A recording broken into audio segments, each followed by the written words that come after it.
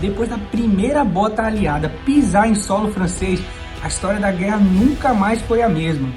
Mas essa história do dia D, a invasão da Normandia, na maioria das vezes sempre é contada por uma ótica dos aliados. Afinal de contas, como essa história chegou até os ouvidos de Hitler e como o alto escalão do Terceiro Reich reagiu a essa invasão acachapante. Fica aí que a gente vai entender tintim por tintim nesse vídeo.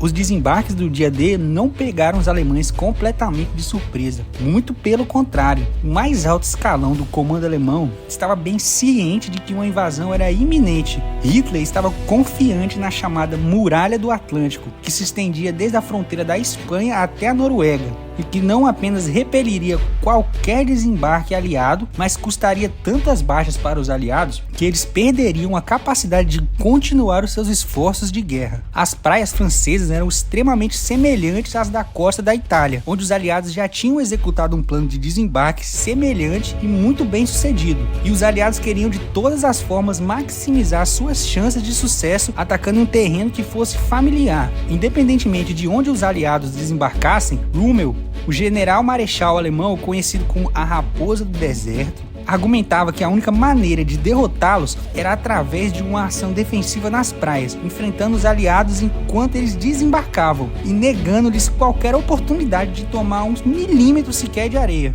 Mas levando em consideração a qualidade duvidosa das tropas que defendiam Normandia, até papagaio fala, quero ouvir fazer piada. A defesa de Normandia era a responsabilidade do 7º Exército, cuja unidade na área, para dizer o mínimo, eram forças mistas. Os mais promissores eram rapidamente recrutados para a SS, a Fallschirmjäger e até mesmo as divisões Panzer, só lhe restando um contingente de homens inaptos ou sem destaque. Entre os defensores de Normandia estavam os chamados batalhões de ouvido e estômago, composto por soldados afligidos por ferimentos em combate no abdômen e outros que estavam meiçudos, além das famigeradas forças estrangeiras de terras conquistadas pelo Reich e forçados a lutar no lado alemão, incluindo muitos prisioneiros soviéticos.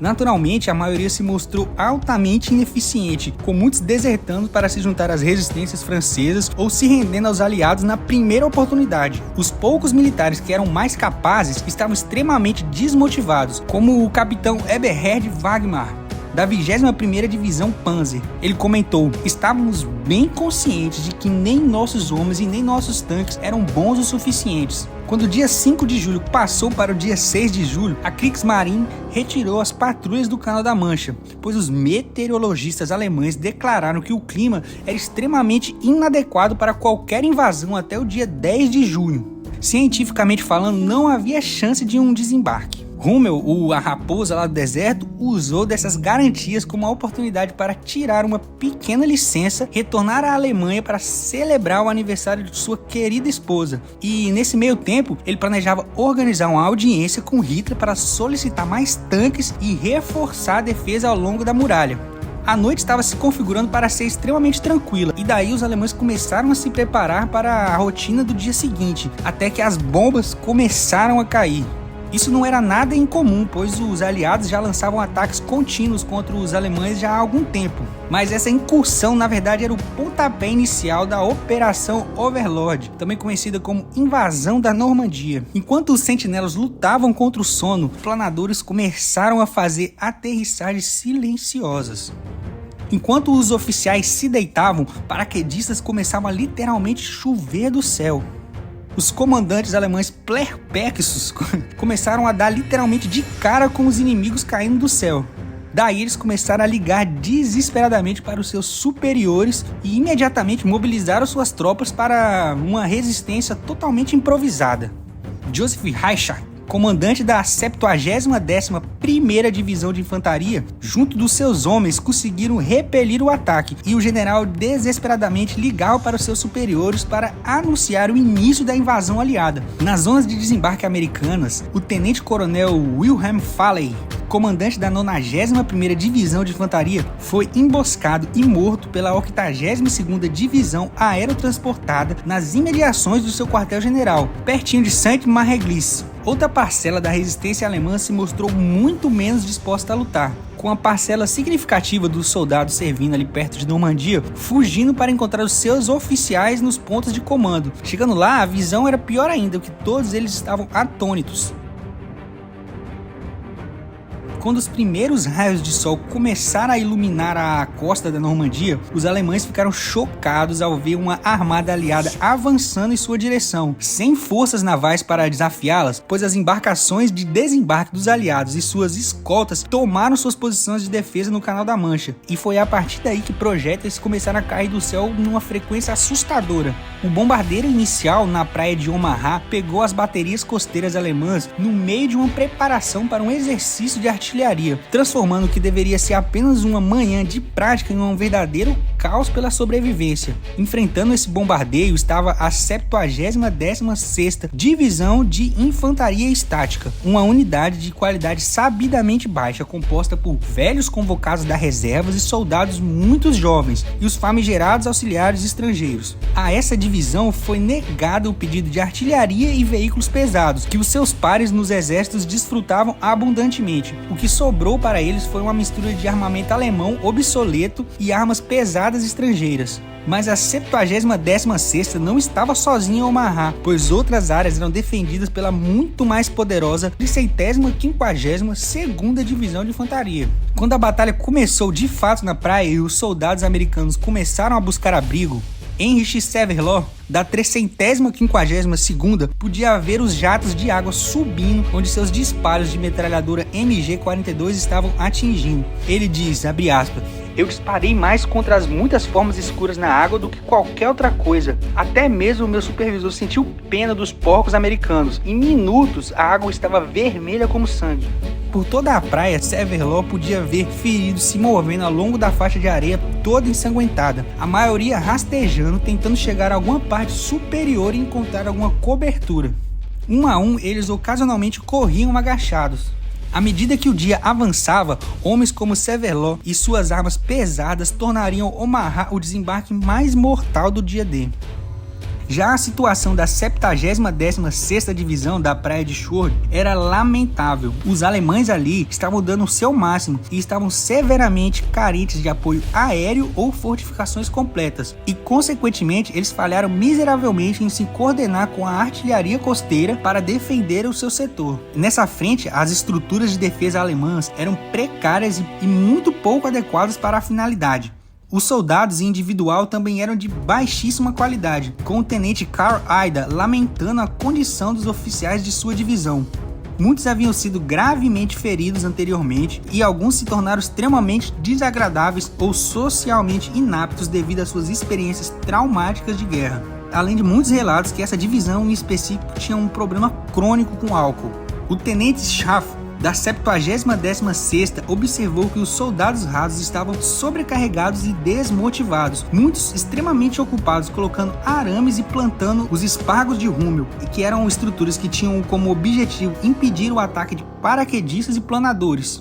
Em meio a todo esse trabalho, esses homens não tiveram tempo de se organizar e receber os treinamentos adequados. E de fato, a mistura de alemães com forças auxiliares estrangeiras defendendo a praia de Schorl expunha todas as falhas do poderoso exército alemão. Schorl se mostraria um desembarque relativamente tranquilo, com os alemães cedendo a praia às forças britânicas com mínimas baixas. Mas isso mudou completamente quando eles encontraram soldados bem mais profissionais da 21ª Divisão Panzer, que lançaram um contra-ataque em duas frentes, uma pelo leste e a outra pelo oeste de Schorl. Se tratando dessa frente, a defesa alemã foi totalmente comprometida pelas operações das tropas aéreas aliadas. As linhas telefônicas foram totalmente cortadas e com isso paralisando a capacidade de troca de informações, enquanto as muitas zonas de desembarque dificultavam a montagem de uma defesa eficiente em larga escala.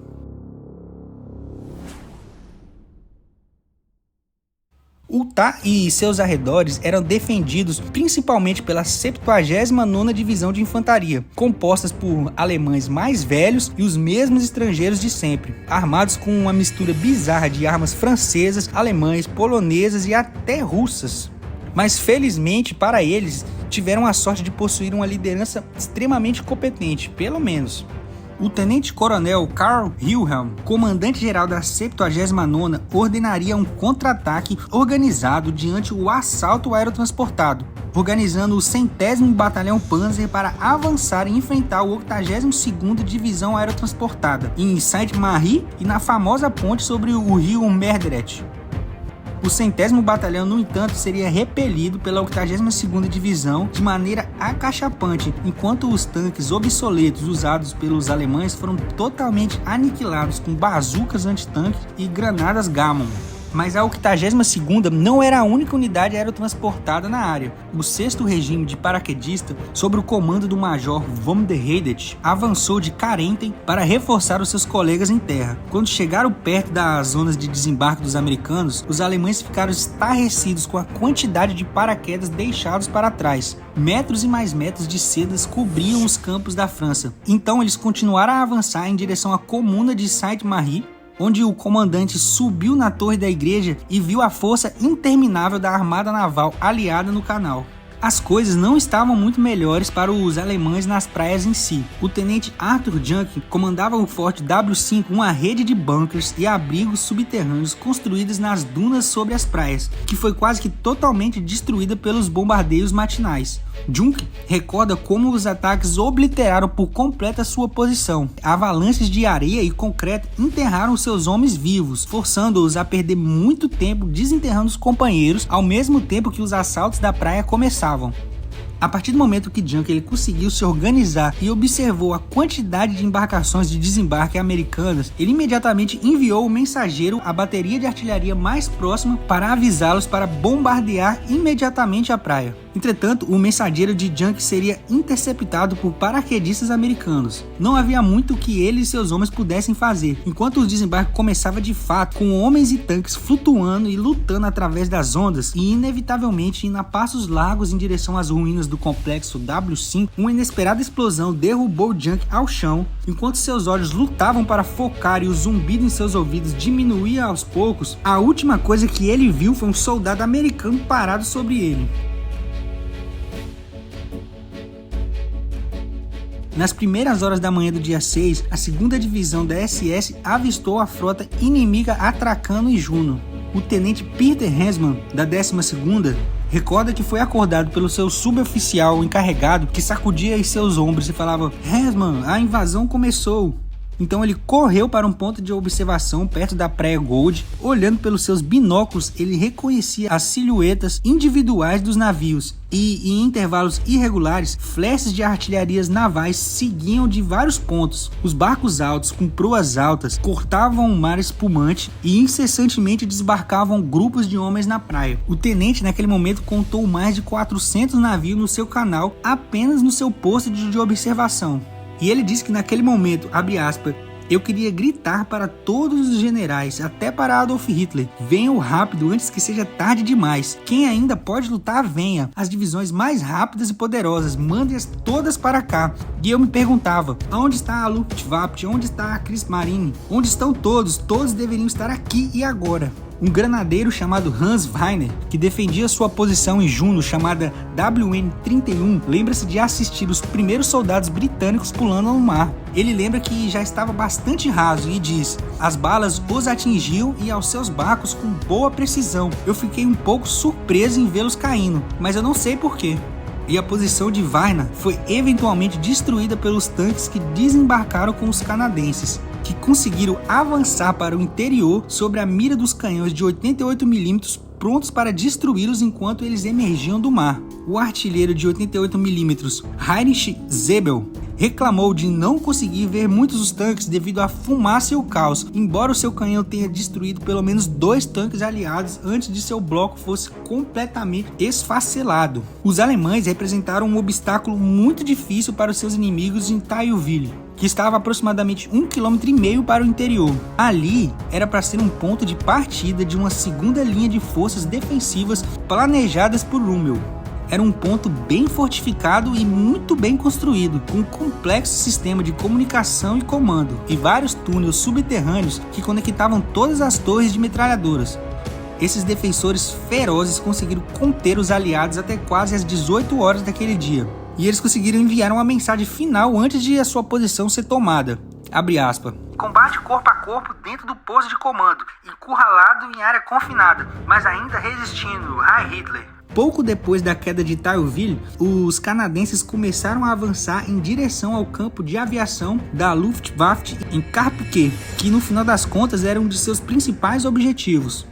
O comandante desse campo de aviação, quando viu que a derrota era iminente, ordenou a sua evacuação, incitando o pânico entre suas tropas. Os alemães fizeram uma tentativa apressada de destruir as aeronaves antes da evacuação, mas a sua pressa se mostrou fatal. As tentativas de destruir o campo de aviação deixaram a maior parte da área de táxi da pista intacta. Mesmo a pista de decolagem sendo danificada, não foi o suficiente para torná-la inutilizável.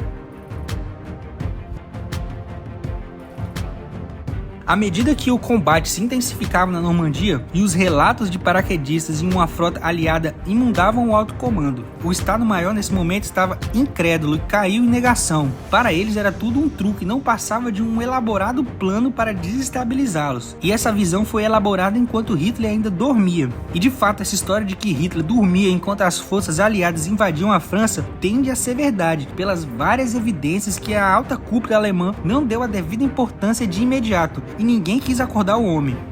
À medida que mais e mais tropas aliadas e equipamentos pesados começavam a desembarcar nas praias, Hitler finalmente saiu da Câmara para receber a notícia da invasão da França. O Führer não poderia estar mais feliz. Hitler declarou novamente que a muralha do Atlântico lançaria os aliados de volta ao mar e ele aguardava ansiosamente seguir o inevitável fracasso do desembarque da Normandia, bombardeando Londres com suas bombas V1. Na visão dele, os exércitos ocidentais seriam esmagados nas areias da França e seus inimigos britânicos seriam explodidos em pedaços perante a força superior alemã. Mas à medida que o dia avançava e os aliados ganhavam terreno, os comandantes das linhas de frente inundavam o alto comando com pedidos de apoio, pedindo para que algo seja feito imediatamente, a fim de impedir que as suas posições fossem invadidas. Todas as sirenes e alarmes possíveis tocaram, mas o alto comando alemão não respondeu ao pedido de ajuda à altura. Hitler continuava insistindo que os aliados inevitavelmente seriam lançados de volta ao mar, e inevitavelmente esse pensamento conseguiu infiltrar em alguns defensores na Praia Gold. Por exemplo, Friedrich Wester, ele concordava firmemente com seu Führer que a muralha do Atlântico era impenetrável, uma atitude que manteve até os britânicos dominarem a posição de observação do comando perto de sua costa.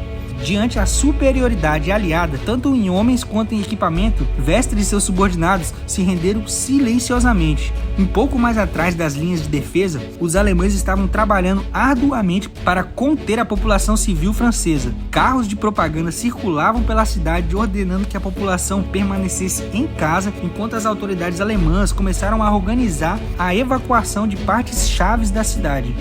No quartel-general de von Rundstedt, nos arredores de Paris, os telefones não paravam de tocar e os aparelhos telégrafos despejavam mensagens aparentemente infinitas. O combate na Praia Gold começou de fato quando o primeiro veículo de desembarque baixou a sua tampa. No momento em que o metal tocou a água, metralhadoras e a artilharia alemã abriram fogo contra as tropas britânicas, que lutavam arduamente para limpar a praia e varrer do mapa as fortificações costeiras que os alemães tinham incorporado em suas defesas.